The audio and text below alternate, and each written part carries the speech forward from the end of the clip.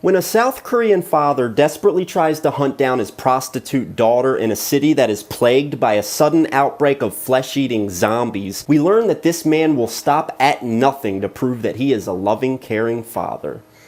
Or is he?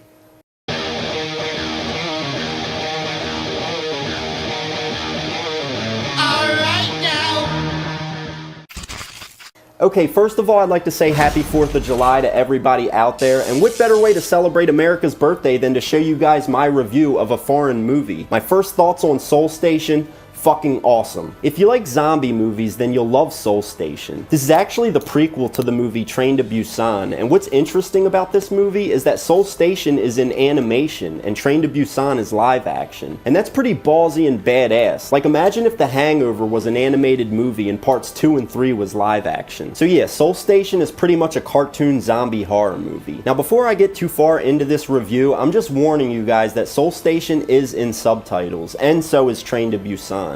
So if you can't handle foreign films, then you may want to turn this video off, but take it from me, you'll be making a huge mistake. This was one of the creepiest zombie movies I have ever seen, and you'd be surprised how well these characters were written into this story. There was no cutting corners here. For an animation, this movie was as real as it gets.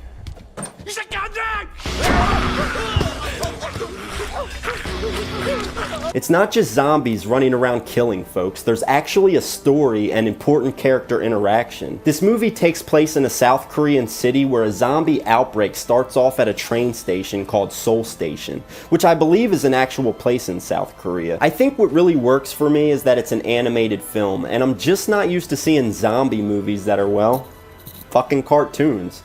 From start to finish, it feels like you're on this terrifying roller coaster ride with this prostitute as she tries to survive the outbreak.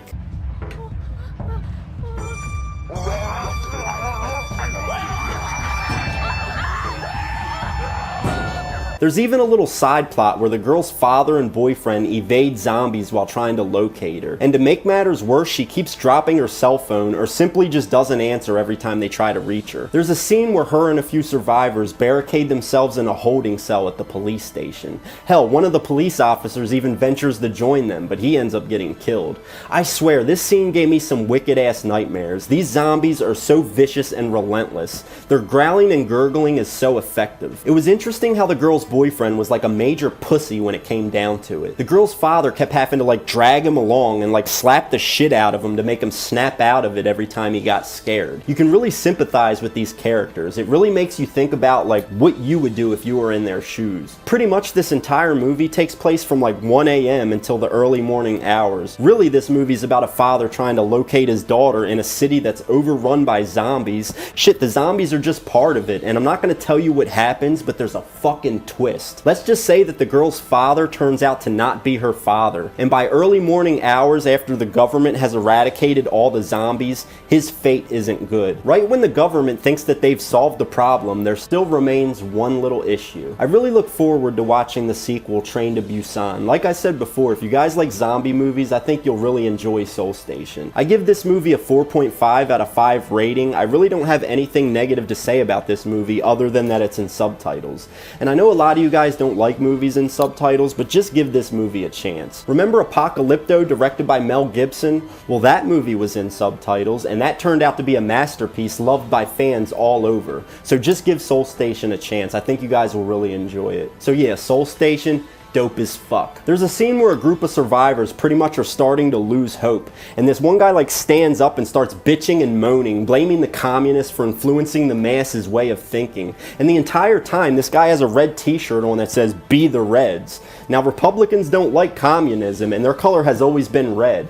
You know, in like the polls, Democrats are blue, Republicans red. I'm pretty sure that was put there intentionally, because if something as wild as a zombie apocalypse really happened, it would most definitely divide that country's citizens. Christ, I can see it now in America. The Republicans going for the Democrats' jugulars, the Democrats blaming the Republicans. It would be total chaos. Now, as much as this movie demonstrates how society tends to collapse during a national emergency, it also displays the compassion of some and how some people really stick together and help each other out, which is rare. For instance, when they're barricaded inside that holding cell and things start to fall apart from the inside, the main character picks a gun up off the ground, and this homeless man like screams at her to hand him the gun, and she gives it to him. I would have been like, fuck that, get your own gun. So anyway, he checks to see how many bullets are left in the gun, and there's only 2 left. He uses 1 bullet on a zombie, and then they all go to escape. And then the main character goes to pick up her cell phone off the ground right as the zombie's about to bite her fucking head off. Well, the man with the gun uses his last bullet to save her. He shoots the zombie that was about to attack her. And then he just tosses the empty gun on the ground and goes on his way. So feeling saved, she follows this homeless man around the entire movie.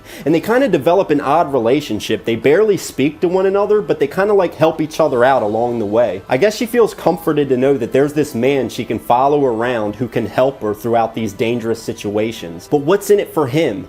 Nothing. So it shows us as an audience that no matter how bad things can get, there's always someone who isn't a selfish piece of shit. He could have just let her get eaten by the zombie, but no, he used his very last bullet to save a complete stranger's life, even knowing that that one last bullet may be his only means of protection. So yeah guys, that was my review to Seoul Station. I give this movie a 4.5 out of 5 rating. You guys should go check it out. Don't forget this movie has a sequel, Train to Busan. In fact, I heard that movie's even better than this one. My name's Justin Ray. Do me a favor and go hit that subscribe button and make sure you hit that little bell next to it so you can receive notifications every time I upload shit. Happy 4th of July. I hope everybody's doing good, staying safe. I love you guys as always. Have a good day. I'll see you guys on this side or the other side. Peace, folks.